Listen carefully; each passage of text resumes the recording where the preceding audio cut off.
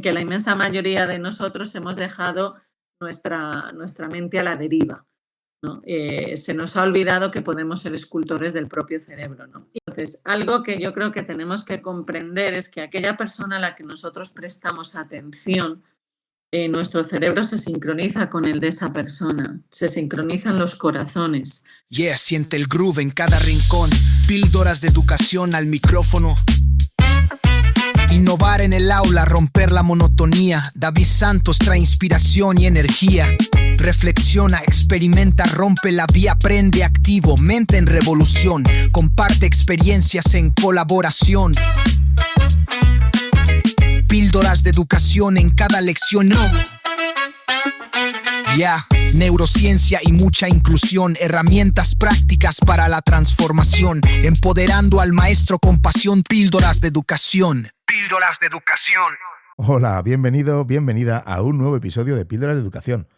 Hoy tengo una conversación que llevaba tiempo queriendo tener. Hoy tengo de invitada en el podcast a nada más y nada menos que a Nazaret Castellanos, con motivo de la publicación de su último libro.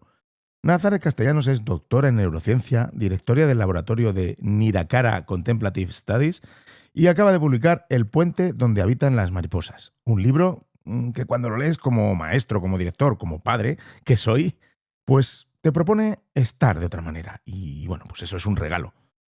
Vamos a hablar de algo fundamental: habitar. Habitar el aula, habitar nuestro cuerpo, habitar nuestra vida con presencia. Porque Nazaret lleva 26 años investigando cómo el cuerpo, pues nuestro intestino, nuestro corazón, nuestra respiración, influye en la dinámica cerebral. Y lo que descubre tiene implicaciones profundas para todos los que nos dedicamos a la educación.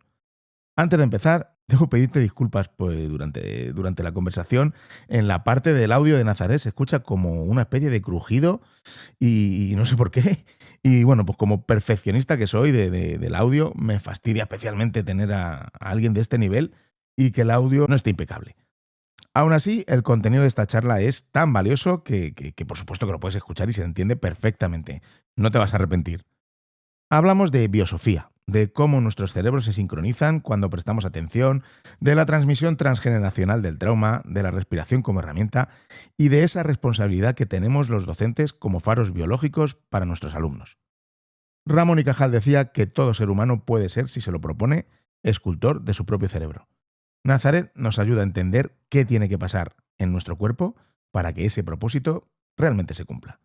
Así que ponte cómodo, ponte cómoda, busca un espacio tranquilo y prepárate para una conversación que te va a invitar a habitar de otra manera. Comenzamos.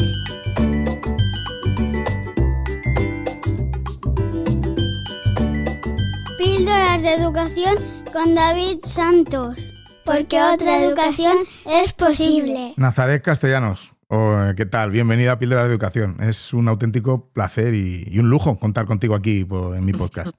Muchísimas gracias, un placer. Antes de empezar, quería decirte que, bueno, que me he leído, me he devorado, me he estudiado el libro El puente donde habitan las mariposas y me parece un libro muy honesto, muy necesario y, bueno, distinto a lo que últimamente estaba leyendo yo. Yo voy leyendo según voy trayendo invitados, digo, y últimamente estaba leyendo mucho educación, que también es necesario para mí, para lo que me dedico. Pero para lo que me dedico también me ha parecido un libro muy necesario y que no se lee solo con la cabeza, sino, no sé, con el cuerpo, no con la experiencia. Y leyéndolo como maestro, como director y como papá que soy, pues no sé, me propone hacer más cosas, ¿no? Más estar de otra manera. Y eso en educación me parece que también es un regalo. Así que gracias por este libro. Un placer. Sí, es un libro que pretende invitar a habitar. Habitar, pues sea en un aula, en una escuela, tu casa, tu vida, tu cuerpo. El tema principal es ese habitar, que es esa presencia y yo creo que eso sí que es algo que a los que todos nos deberíamos sentir convocados, ¿no? Al menos a intentarlo. Sí. Y bueno, yo siempre empiezo las charlas, las entrevistas, preguntando quién es la persona, ¿no? a la que entrevisto. Pero bueno, después de leerte así, me cuesta un poco pensar esto de que la identidad es algo fijo, ¿no? Pero ¿quién es hoy Nazaret Castellanos? Pues claro, es muy difícil definirse. Sí. O sea, yo empiezo el libro hablando del jaleo que yo he tenido siempre con mi nombre porque en el nombre hay mucho, ¿no? Pues bueno, es una forma de representar pues cuántas personas hay en una persona, cuántas personas somos, cuántos papeles ejercemos a lo largo del día y a lo largo de nuestra vida, ¿no? Entonces, si te pregunto una persona, pues soy una científica, si me pregunta otro, soy una mamá, si me pregunta, somos tantas cosas y luego dentro de un mismo campo tenemos también muchas facetas. Entonces, algo que a mí me ha horrorizado, utilizaría esa palabra, horrorizado, de la psicología, es esa tendencia a encasillarnos de forma estacionaria. Sí. Soy tímido, soy tal, soy cual. Y claro que tenemos rasgos, ¿no? Hay una envolvente, ¿no? que puede definirnos. Pero me gusta mucho más hablar de una psicología mucho más líquida, mucho más fluida. Hay muchas nazas en naza, ¿no? Como yo digo, ¿no? El problema para mí quizá ha sido más bien integrar a todas ellas, o que entre ellas no se peleen, o que la existencia de una no pretenda aniquilar a la otra, ¿no? La coexistencia de todas tus facetas y luego el conocer aspectos de nosotros mismos que ni imaginábamos tener. Y que cuanto más conozcamos de todas aquellas partes de nosotros que habitan dentro de nosotros, yo creo que seremos más libres, ¿no? Porque aquello que no conocemos, claro, tiende a gobernarnos, ¿no? De una forma, claro, muy, muy sutil, ¿no? Lo que no conoces, pues no lo puedes ver venir, ¿no? Entonces, para mí era una invitación a decir, bueno, vamos a ir descubriendo pues todas nuestras orillas, ¿no? Porque cuidado, que algún día puedes estar actuando desde esa orilla y te puede llevar a un naufragio, pero Sí. total. Bueno, y El puente donde habitan las mariposas es un título, pues, no sé cómo decirlo, poético, ¿no?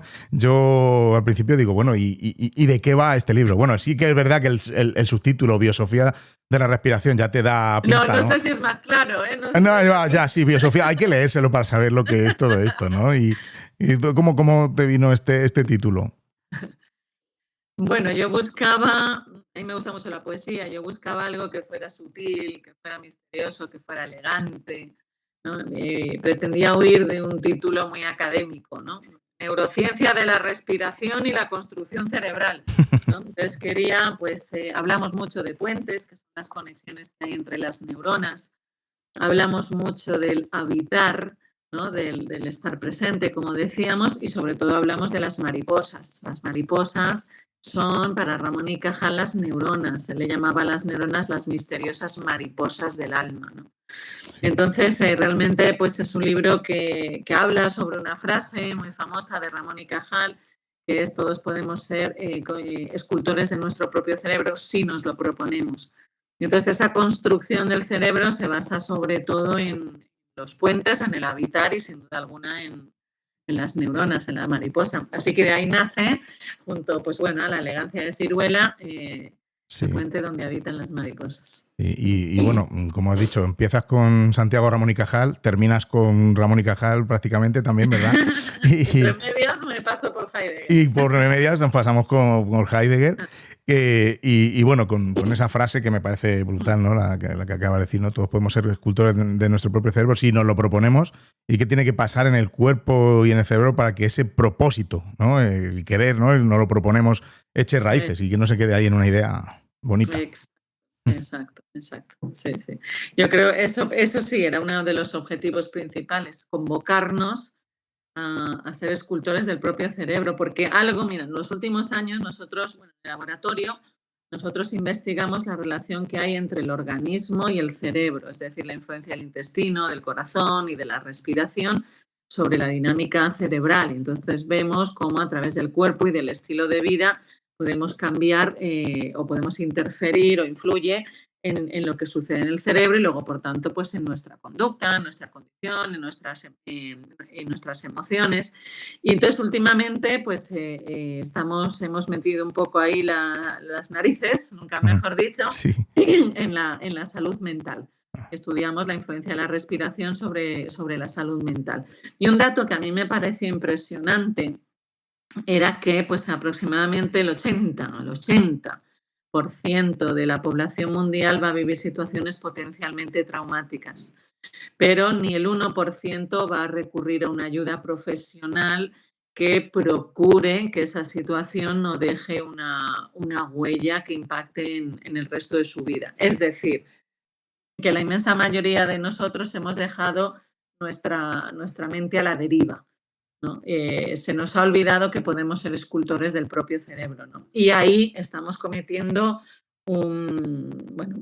una falta muy, muy fuerte, ¿no? Estamos provocando mucho dolor a nosotros mismos y a los demás. Entonces es una invitación a decir, estamos convocados y yo diría que casi obligados a cuidar nuestra salud mental, a ser escultores de nuestro propio cerebro. Claro, y siempre, porque hemos hablado mucho generalmente de cuidar nuestro cuerpo, ¿no? El ejercicio, Claro. Eso se oye mucho, pero no se oye tanto. Bueno, cada vez más, eso sí. Cada vez más. Se oye Entonces, más cuidar también nuestro cerebro, ¿no? Exacto. Es un paso que tenemos que dar. Ya hemos interiorizado que hay que cuidar el cuerpo, pues ahora lo que tenemos que interiorizar un poco más. Bueno, y todavía no todo el mundo lo hace, ¿eh? Sí, es complicado. Es verdad que ya está mucho más extendido, pues hay que interiorizar el que hay que cuidar nuestra mente, ¿no? Nuestra salud mental. Pues cuéntame un poquito sobre lo que propones, ¿no? La biosofía. ¿Qué es esto de la biosofía en el libro? Pues mira, yo llevo 26 años dedicada a la investigación científica. Realmente yo solo he hecho eso, yo nunca he trabajado en nada más. Yo estudié física, luego hice el doctorado en la Facultad de Medicina. Allí pues hice varios másteres sobre neurociencia, neuroanatomía, neurocomputación, o sea, bueno, todo siempre muy técnico, ¿no? Entonces siempre he trabajado en la investigación científica, estuve muchos años en enfermedad de Alzheimer, en daño cerebral, y me apasiona, me gusta mucho el conocimiento científico, los experimentos. Pero quizá algo en el que yo siempre me he sentido un poco un bicho raro dentro del mundo científico es que a mí me gustaba unir lo científico con las humanidades. Me gustaba consultar sobre aquello que yo estaba estudiando, qué dicen otras tradiciones, qué dicen otras medicinas, qué dice la filosofía, qué dice un poeta sobre aquello que yo estoy estudiando. Me parecía como una osadía, casi vergonzosa pensar que algo tan complejo como es la mente humana se pueda estudiar solo desde una mirada. Entonces, yo he echado un poco en falta ese carácter más humanista dentro de la ciencia. Y entonces yo definía la biosofía, ¿no? Como sacar sabiduría de la biología. Yo me veía también a mí misma pues recurriendo a otras tradiciones para intentar comprenderme un poco. Entonces yo decía, bueno, yo que me dedico a estudiar el cerebro, está muy bien que me vaya a otras tradiciones, por supuesto que sí, pero no porque la mía no me lo dé, ¿no? Entonces, ¿por qué mi neurociencia, a la que dedico horas, no me aporta información de qué hacer conmigo misma? Entonces yo cuando estaba en la universidad en Londres, pues recuerdo, estaba allí no sé cuántas horas, salía y me iba al centro tibetano a ver si alguien decía cómo podía yo parar un poco este ajetreo mental. Yo decía, pero qué fuerte, si yo estoy en la meca del conocimiento científico, yo trabajo con gente muy de extremado prestigio, ¿no? ¿Y dónde están mis sabios en la universidad? ¿No? Y entonces dije, bueno, pues me gustaría desarrollar una ciencia que también dé la mano al ser humano para conocernos, para estar un poco mejor, para crecer, pues bueno, que nos ayude en lo cotidiano, ¿no? Y desde ahí pues empecé a desarrollar pues eso, ese tipo de ciencia con esa visión que yo llamo biosófica. A mí me ha parecido genial. ¿Y crees que la neurociencia actual está preparada para dialogar de verdad con la filosofía? No. ¿O seguimos cada uno...? La respuesta es no. No. Ahora bien, para mí la gran pregunta no es esa, que veo quizá la comunidad científica más abierta, sino estarían dispuestos los filósofos a hablar con los biólogos.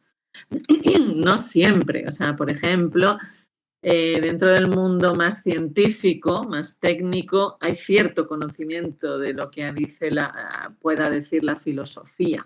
Tenemos un pelín más de cultura básica. Ahora te vas a una facultad de filosofía o de literatura y pídele a alguien que describa un átomo o una neurona.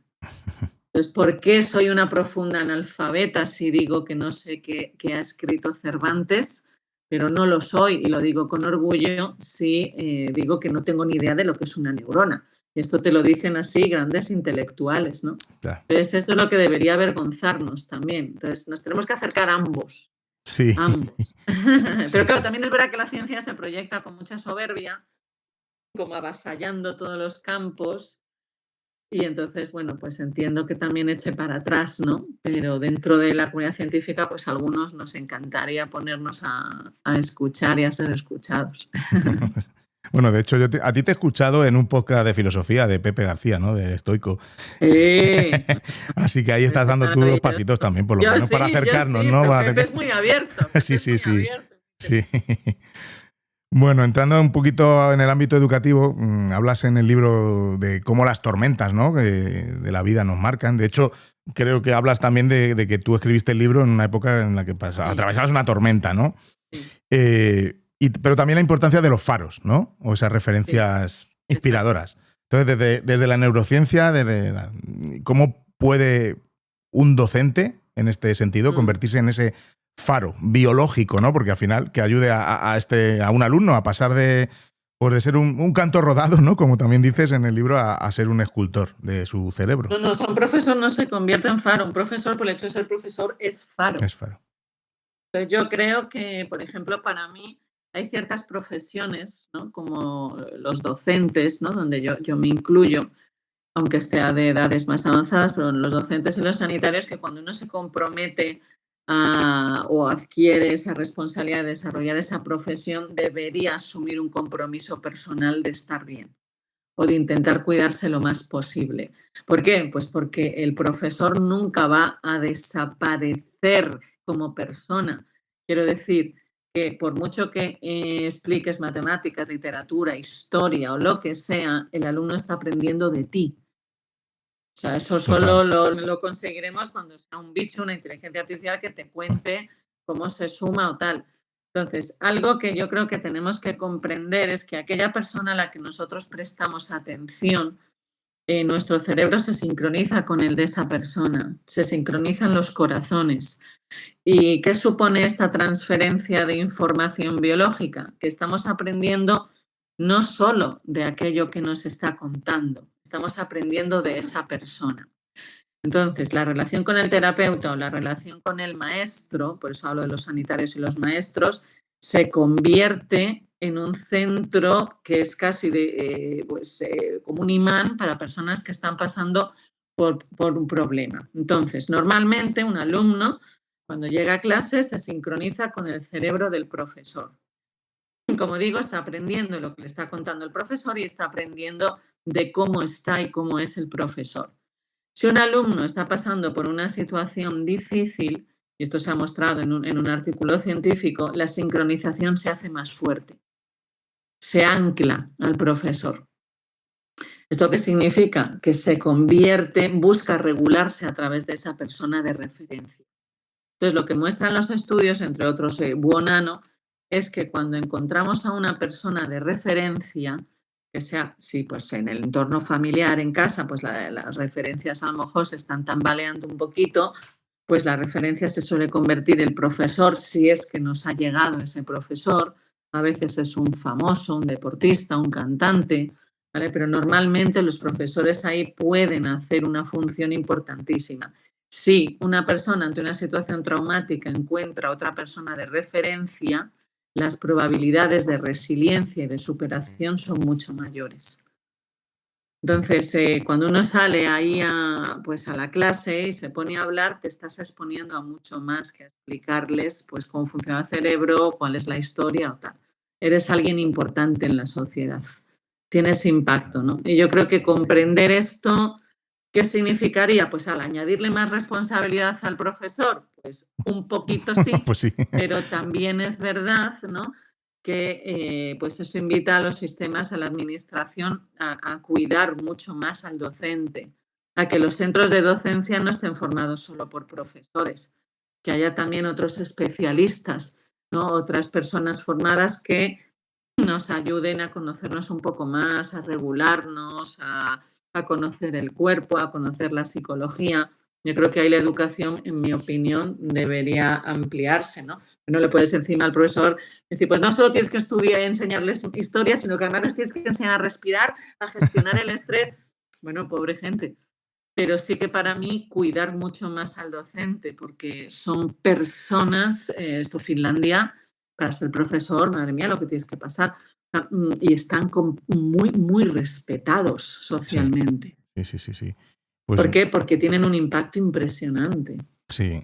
A mí mira, hoy justo ha venido a mi cole en el que trabajo Mar Romera, no sé si la conoces. No. Bueno, Mar Romera es un referente en educación. Bueno, ha venido con un grupo de directores y de docentes de Chile que querían ver el cole y cómo nuestro proyecto educativo. Y lo primero que les he contado es que sí, que trabajamos tal metodología, esta otra, tal, pero que lo más importante para nosotros es primero el estar, ¿no? Estar presente y estar de verdad escuchando y estar ahí para nuestros alumnos, ¿no? Y eso marca la diferencia. Porque luego ya, a partir de ahí, construimos todo lo demás, ¿no? Y por supuesto hay que tener los conocimientos y estar formado y todo lo que quieras, pero el estar presente y con eso, con lo que significa, ¿no? Estar presente es estar ahí en el aula y escuchar y ver y saber qué le pasa, porque me parece fundamental. Y aquí en el libro, bueno, me lo refrendas totalmente, ¿no? Y luego en esta era que estamos que me parece un concepto fascinante de lo de la sincronización de cerebros y corazones, a mí me explota la cabeza. Y en esta era de pantallas en las que estamos, en la digital, ¿no? ¿Estamos perdiendo un poco esa capacidad de que nuestros corazones se hablen? No, bueno, de corazones sí, pero el cerebro se sigue sincronizando, pero con menos intensidad que si estuviésemos presentes, pero también sucede una sincronización entre cerebros cuando nos comunicamos por la pantalla. ¿Y esto a qué nos puede invitar a reflexionar? Pues a quién prestamos atención en la tele. O sea, que el sentarnos a ver la tele no es gratuito. Claro. O sea, eso va a dejar un pozo. Se dice, no pasa nada si estoy media hora todos los días viendo a estas personas aquí pegándose gritos o tal. No.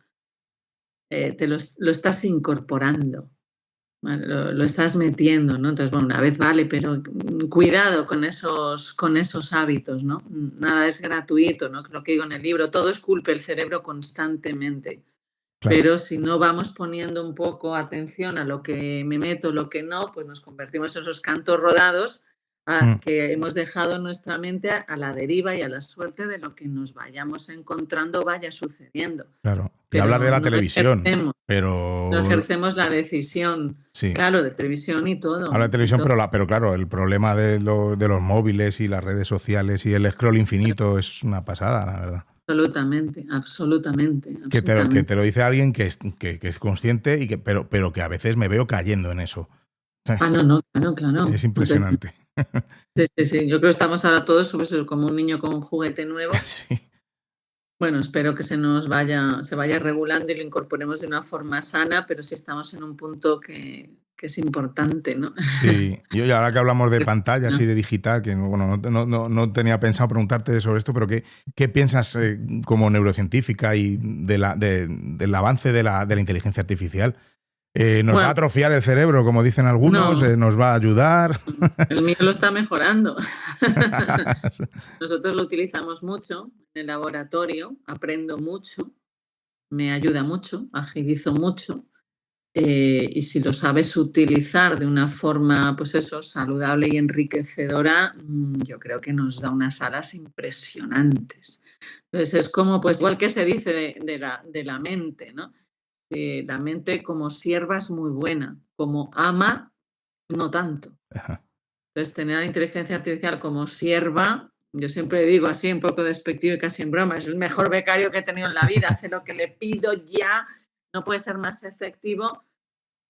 Ahora, no me lo pongas de jefa, ¿no? Entonces, yo creo que es cuestión de jerarquías,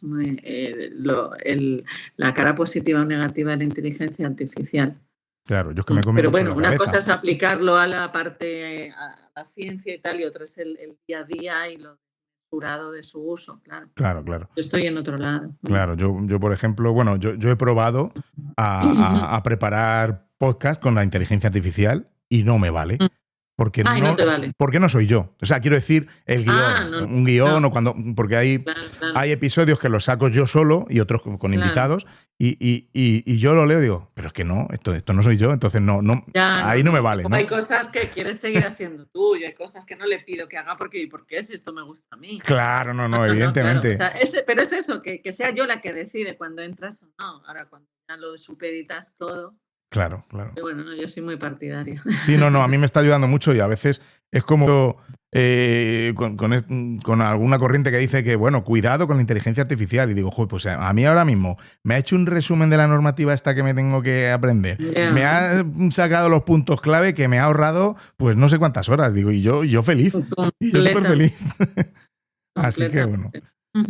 Bueno, ahí pasando a otro tema, hay en el libro que también me impactó, me impactan varias cosas, ¿no?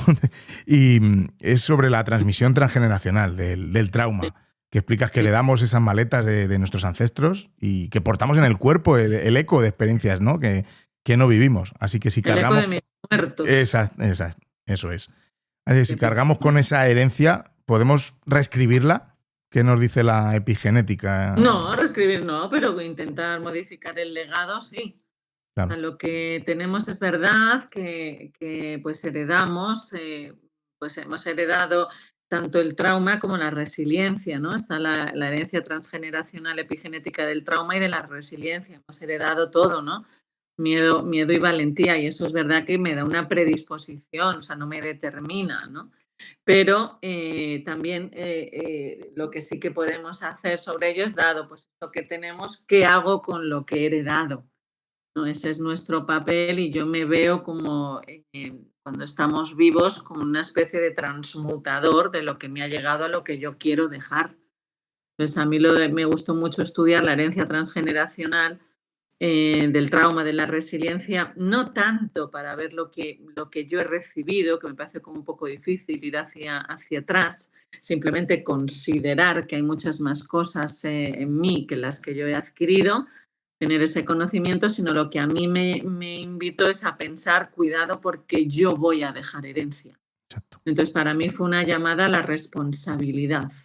Es decir, cuidado con lo que estás haciendo, porque no te afecta solo a ti. Y eso es algo que yo he vivido, ¿no? En los últimos años, ¿no? Y que también, pues, por eso se genera, se gesta este libro.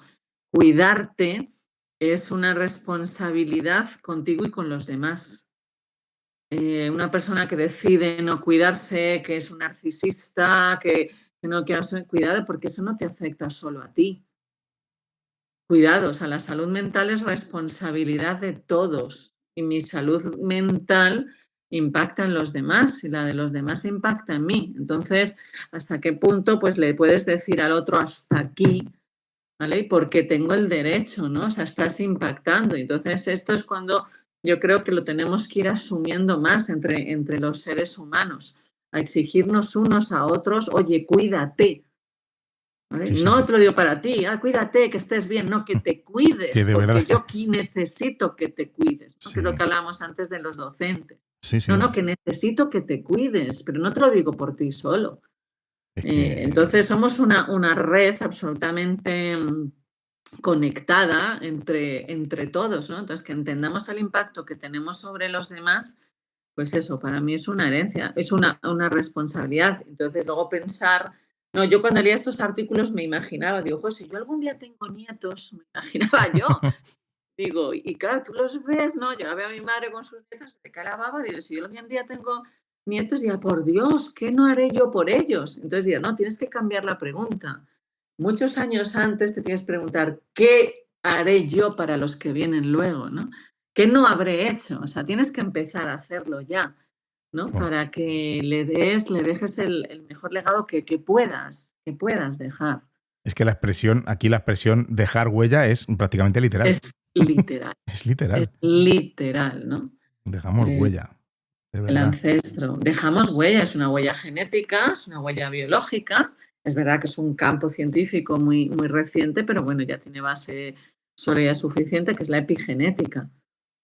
Que me parece ¿Cómo alucinante lo que cambiamos cuentas de los nietos de personas que estuvieron en el Holocausto, en exactamente, las guerras, en las madres que guerras. sufrieron abusos de pequeña, como eso se transmite. O sea, y claro, y uno puede pensar que es la pregunta de siempre, hombre, claro, hay una herencia porque están, pues eso se habla, está allí, porque son personas. No, se ha colado dentro de la biología.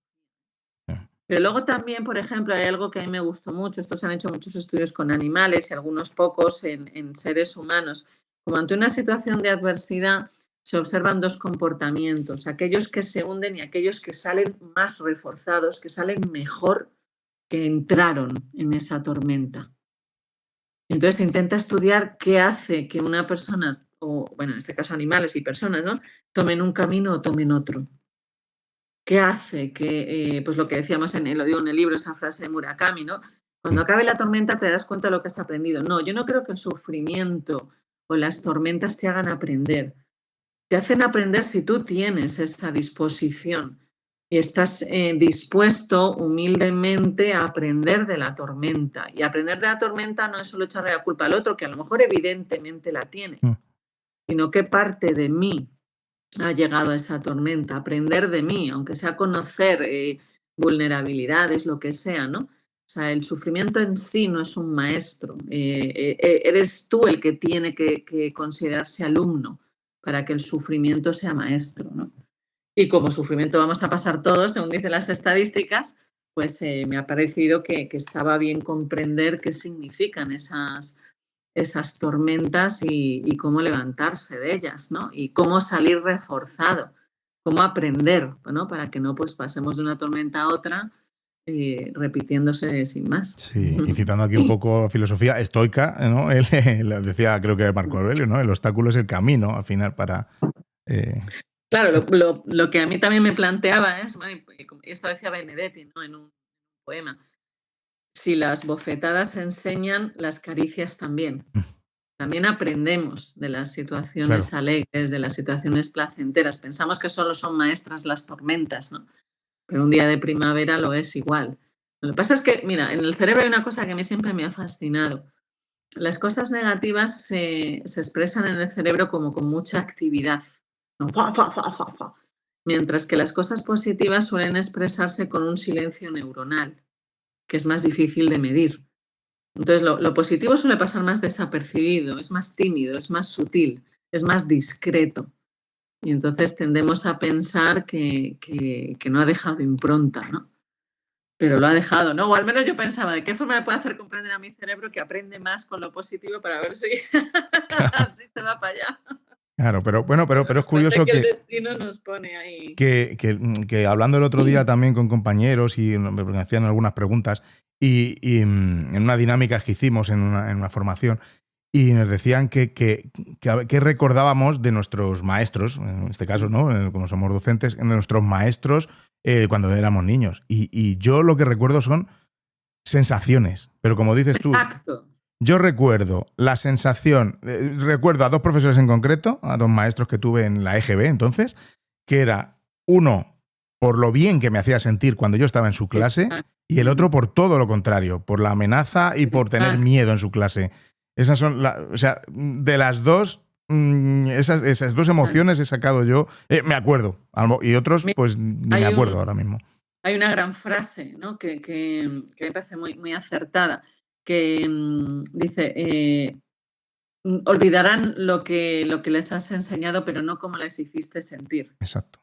Y es verdad que la información tiene más tendencia a ser olvidada, ¿no?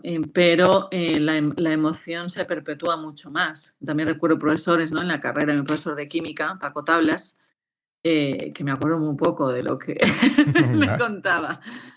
Pero recuerdo su entusiasmo, recuerdo cómo trataba a cada uno como una persona, recuerdo estar en su laboratorio y te miraba. O sea, recuerdo muchas veces a esa persona. Y a mí y entonces estas personas te van inspirando.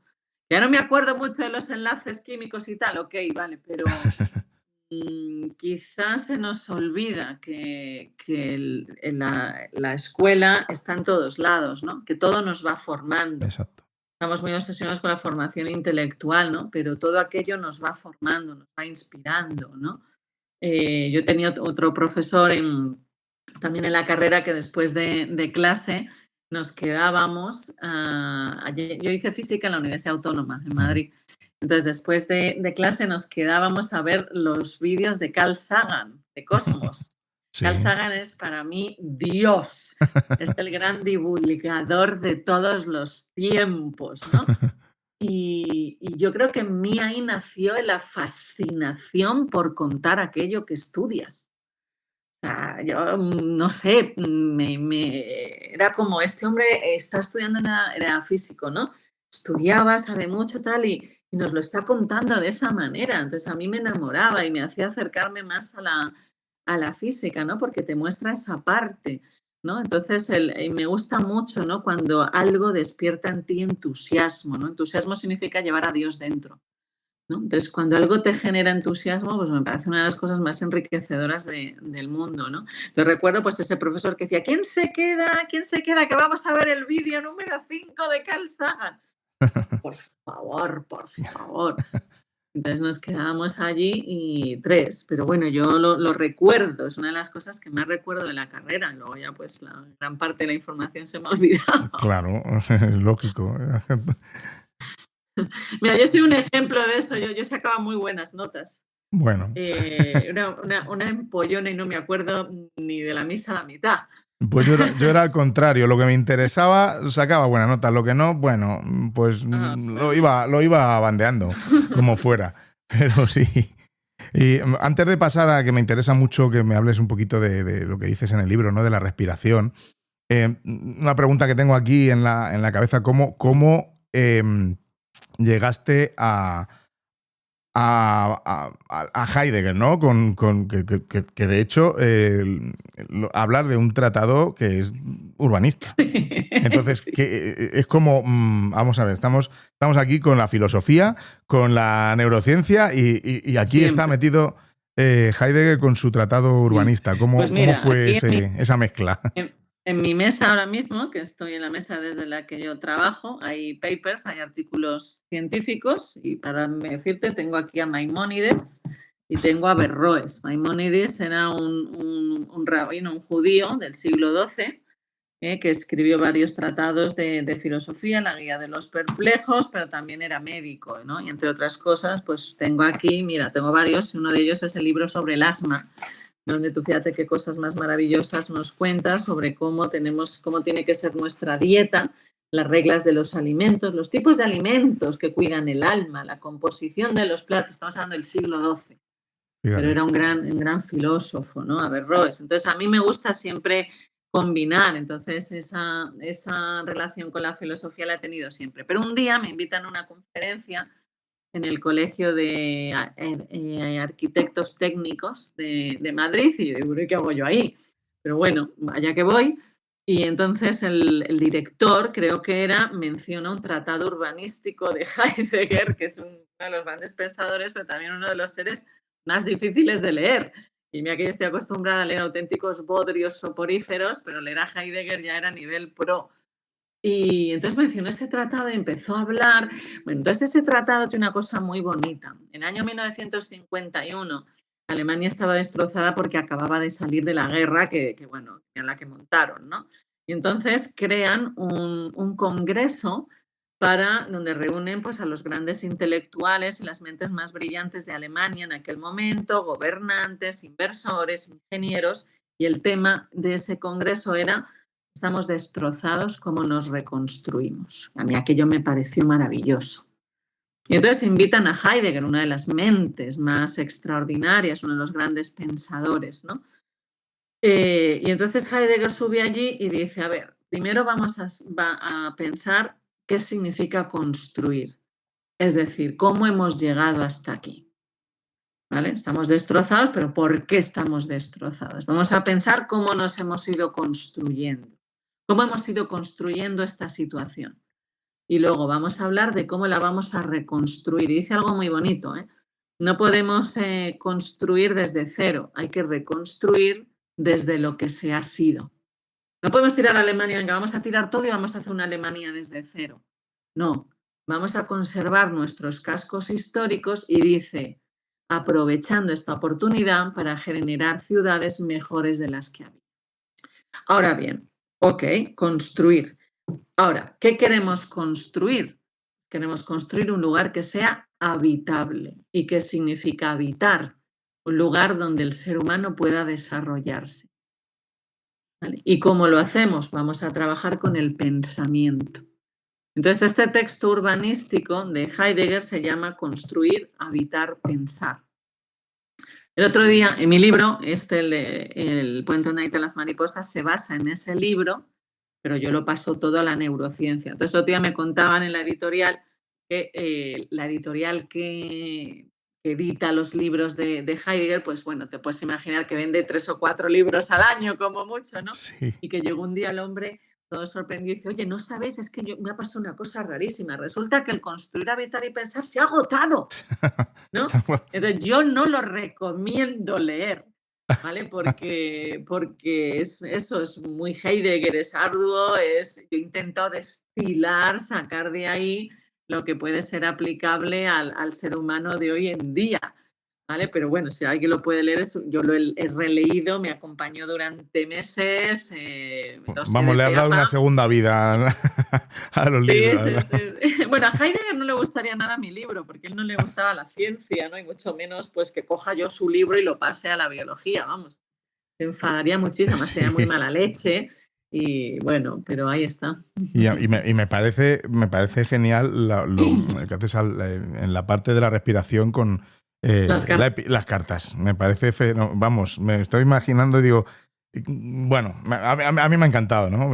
Y no conozco, yo disfruté muchísimo. Y no conozco a Heidegger, o sea, que quiero decir que no conozco ni sus textos ni nada, entonces me ha parecido muy bueno. Esa historia es muy bonita. Bueno, Heidegger pues era el rector, era un profesor de filosofía, pues imaginaros en Friburgo, Alemania, un catedrático de filosofía. Entonces era uno de los grandes pensadores, como digo, pero tiene una parte que es muy controvertida y es que Heidegger en un principio apoyó al partido nazi. Estaba muy a favor de las reformas que iba a introducir Hitler. Es verdad que fue al principio, pero es verdad que también nunca pidió perdón por ello y nunca dijo que al final pues rechazaba ese proceder. Pero Heidegger se enamoró de una brillante alumna que era Hannah Arendt. Hannah Arendt era judía. Entonces ahí vivía pues esa contradicción. La contradicción siempre ha estado presente en la vida de Heidegger. Y entonces, pues claro, ¿qué hago yo enamorado de una judía mucho más joven que yo? Él estaba casado con una señora de la alta sociedad.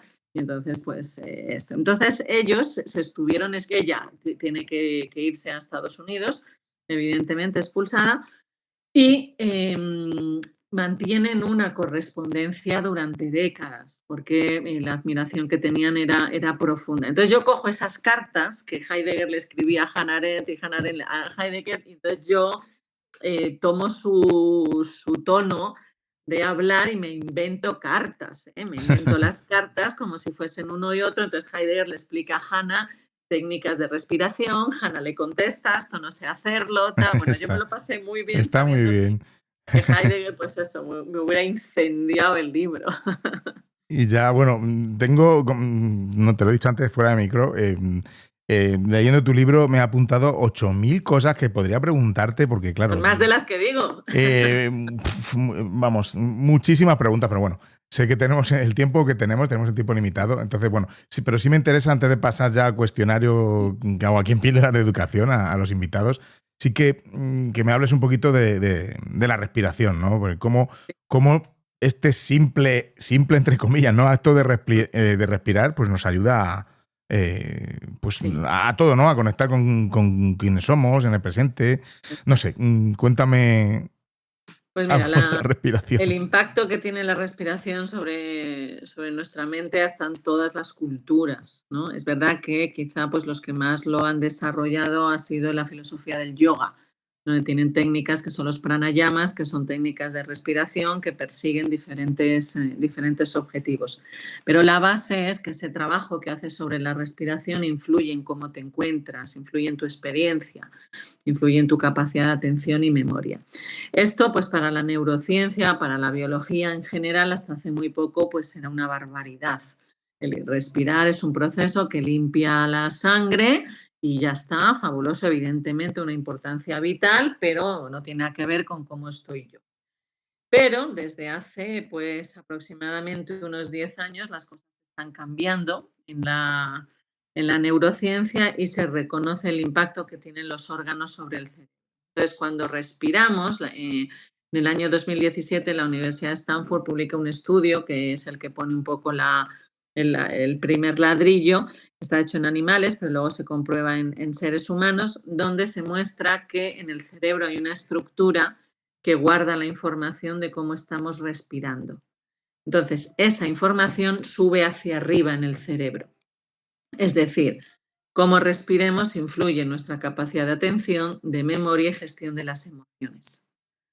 Por tanto, respirar de una forma me va a llevar a una mayor predisposición a un estado y respirar de otra forma de otra. Entonces, ¿qué es lo que se estudia? ¿Qué es lo que nosotros hacemos en el laboratorio?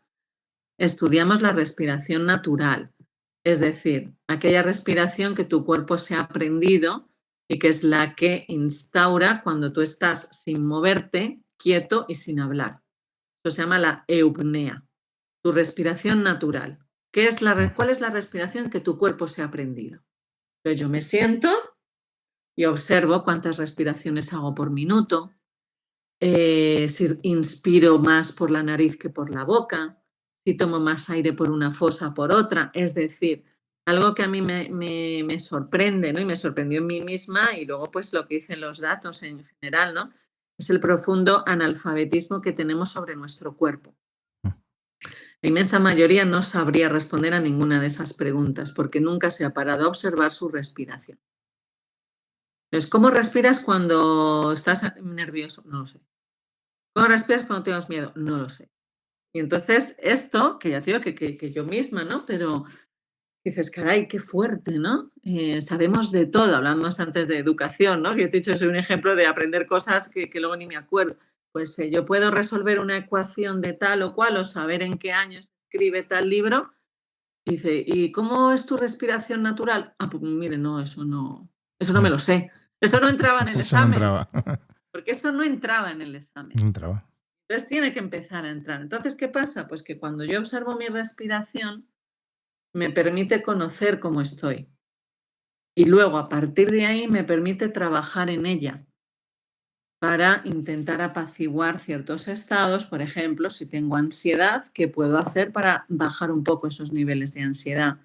Si hoy voy a tener un día difícil porque va a pasar no sé qué, porque tengo un examen o porque lo que sea, tengo un juicio, ¿cómo puedo ir respirando para intentar bajar un poquito esos niveles de ansiedad que evidentemente van a estar altos? Si hoy estoy muy cansada porque he dormido mal, pero tengo que hacer un examen o tengo que dar una clase, ¿qué puedo hacer para activarme? Es decir, en nuestro propio cuerpo tenemos recursos que nos pueden ayudar a cambiar el propio cuerpo que voy a necesitar para hacer una cosa u otra, ¿no? Influir en nuestro cuerpo, manejarlo, ¿no? Aprender a manejar. Mira, Descartes definía nuestro cuerpo como una máquina, ¿no? Una de las preguntas que siempre ¿no? uno podría hacerles, ¿y quién es el maquinista? ¿No? Pues ese maquinista es el que le dice a la respiración, haz esto o haz lo otro, ¿no? Entonces nosotros estudiamos el impacto que tiene la respiración sobre el cerebro y cómo es esa relación pues cuando tenemos ansiedad, cuando hay síntoma depresivo, cuando tenemos fatiga, cuando estamos bien y cómo influye, cómo podemos cambiar ese patrón respiratorio mediante la atención. Entonces hay mucha información que necesita ahora validarse científicamente y luego pues yo creo que es necesario que empiece a difundirse en los coles. Yo siempre he dicho muchas veces, ojalá hubiera aprendido esto de pequeña. Y ahora con mi hija hacemos respiración, ¿no? Y entonces hay días que estábamos un poco más así o así, por lo que sea, a ver, venga, vamos a hacer la serpiente, vamos a respirar, vamos a hacer tal cosa. Entonces, que ella sepa que ahí en su cuerpo tiene recursos, ¿no? Claro. Y eso me hubiera gustado mucho aprenderlo desde pequeña. Ya, sí, totalmente. Ujú. Bueno, Nazaret, mira, se me quedan muchas preguntas en el tintero de hablar sobre la montaña del pensamiento que hablas en el Sí. libro, sobre neuroplasticidad, sobre, bueno, muchas cosas, pero voy a animar a los que nos estén escuchando a que, bueno, que se hagan sus propias preguntas y que encuentren las respuestas, ¿no? en el libro, que igual que me ha gustado, a mí me ha gustado mucho, lo he disfrutado. Ahora te voy a pedir antes de empezar que no te voy a pedir que vendas tu libro, que bueno, que por cierto se está vendiendo muy bien, por lo que he visto por ahí. Pero sí te quería preguntar a quién crees que le hace falta este libro ahora mismo. No, yo creo absolutamente. Todo es algo que a mí me honra, ¿no? Y esto lo digo desde la humildad, pero también desde el agradecimiento y reconocimiento que las conferencias que doy o cuando firmo el libro hay personas de todo tipo de bagaje intelectual, que esto me gusta mucho, y de todo tipo en general, ¿no? Y algo que el otro día me dijeron una cosa, no me había parado a pensar en ello, ¿no? Que dijo, ¿qué respeto tienes al lector que te atreves a hablarle con tranquilidad de Heidegger y de principios de biofísica? ¿Y por qué? Porque yo no presupongo que el lector es tonto. La que tiene que hacer el esfuerzo de hacerse comprender soy yo. Entonces, decir, no, venga, no les voy a hablar de Heidegger y de biofísica porque la inmensa mayoría es imbécil. No. La inmensa mayoría es un libro, como tú dices, que lleva 40 y tantas semanas entre los 5 más vendidos en España. No todo el mundo ni sabe ni quién es Heidegger ni biosofía, pero lo han entendido. Sí, sea así. Entonces, no presuponer que el otro es tonto. Dije, pues mira, no me había dado cuenta, pero es verdad. No me he parado a pensar que no lo iban a entender porque quizá, pues a lo mejor me he pasado de confianza en que sabía que lo podía explicar. Y entonces eso yo creo que es un esfuerzo que... Eso es algo que, por ejemplo, critico mucho a la comunidad académica. El que no se haga comprender. El que hablen solo para su gremio, ¿no? Y entonces digo, vale, luego se quejan de que hay personas que son muy famosas y que hablan desde una superficialidad, que no son rigurosas, que ya, pero es que tú, que lo estudias, no hay quien te entienda. Y como la gente tiene necesidad de comprender algo, pues escucha a aquel que entiende.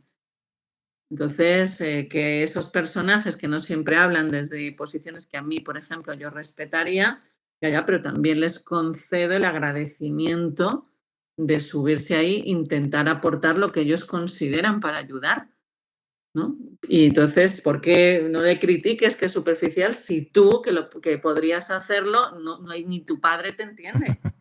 Entonces también, pues a mí eso es algo que me incendia un poco, ¿no? Que Heidegger decía, hacer comprensible la filosofía es un suicidio. Pues mire, usted es una persona muy inteligente, sabes mucho, nos puedes ayudar un montón. Si nadie te entiende, tú tienes una responsabilidad social. El mensaje no llega. Esto a mí me enfadaba, ¿no? Pues bueno, le hubiera dado a Heidegger un palo. Sí. Bueno, pues vamos a pasar a la sección donde, bueno, a modo más rápido, hacemos un cuestionario a todos los invitados al podcast.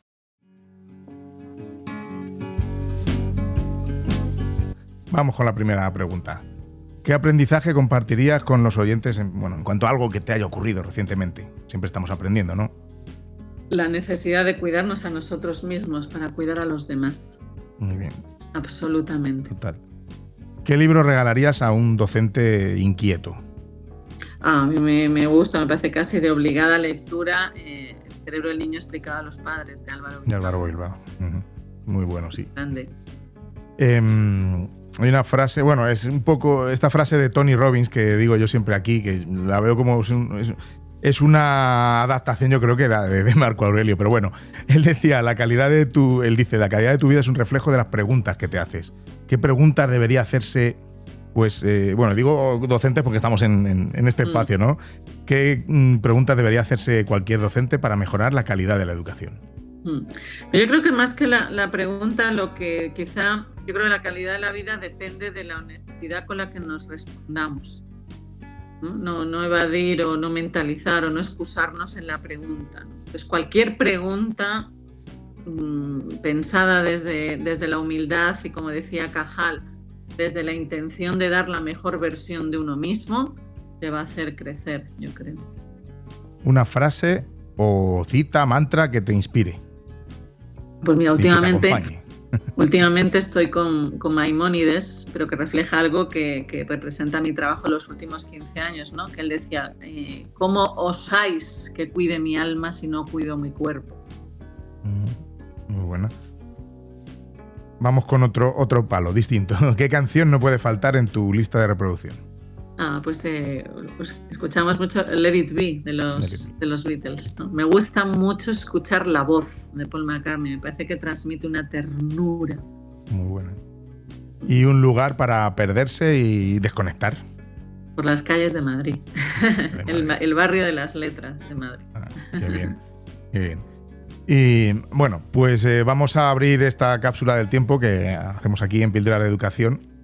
Tengo aquí una pregunta de Natalie, que es instructora de yoga y tiene sus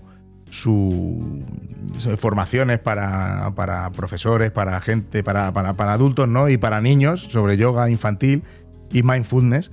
Y nos dejó esta pregunta para ti.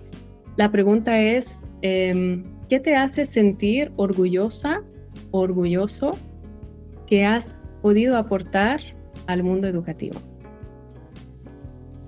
Pues la capacidad quizá la invitación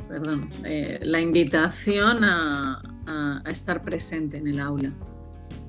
La invitación a la presencia, ¿no? La invitación a la autenticidad. Eso es lo que en mis sueños me gustaría aportar. Muy bien. Y pues ahora te toca a ti dejar esta pregunta al siguiente invitado o invitada al podcast, que no sabremos quién es, pero ahí se la dejas. Pues mira, una de las preguntas quizá que es central en el libro, ¿no? ¿Cómo has llegado hasta aquí? Es muy buena. Y entonces normalmente la gente contesta, bueno, he estudiado mucho. No me importa un bledo. ¿Cómo has llegado hasta aquí? Muy buena, muy buena. Bueno, Nazaret, pues ha sido un auténtico placer tenerte por aquí, por Píldoras de Educación. Si alguien quiere saber más sobre ti... Instagram. Instagram, ¿verdad? Instagram es la referencia. Es el único que cuido. Pues dejaremos los enlaces en la nota del episodio. Y nada, lo dicho, que muchas gracias por estar por aquí y nada, seguimos hablando. Gracias por todo, ¿eh? Gracias.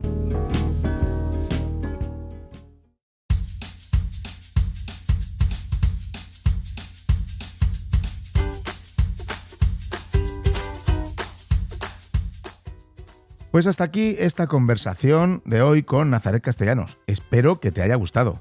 Y bueno, si este episodio te ha removido, te ha hecho pensar o simplemente te ha invitado a respirar de otra manera, te animo a que leas El puente donde habitan las mariposas. Es un libro honesto, necesario y diferente. Y sobre todo es un libro que invita a habitar con presencia. Como siempre te digo, si quieres apoyar el podcast, la mejor forma es que compartas este episodio con ese compañero, con esa compañera de claustro que sabes que le va a gustar, que sabes que no necesita escuchar. Compártelo en tus redes, habla de ello, genera conversación. Así es como realmente me puedes ayudar y puedes hacer que Píldoras de Educación llegue a más docentes, a los de verdad, los que estamos ahí a pie de aula, a los docentes de trinchera. En las notas del episodio te dejo los enlaces al libro de Nazaret y bueno, toda la información adicional, ya sabes, en píldorasdeeducación.com. Y si quieres seguir a Nazaret y su trabajo, también te dejo los enlaces en la descripción del episodio, pero ya sabes que puedes seguirla en Instagram como nazaret.castellanos.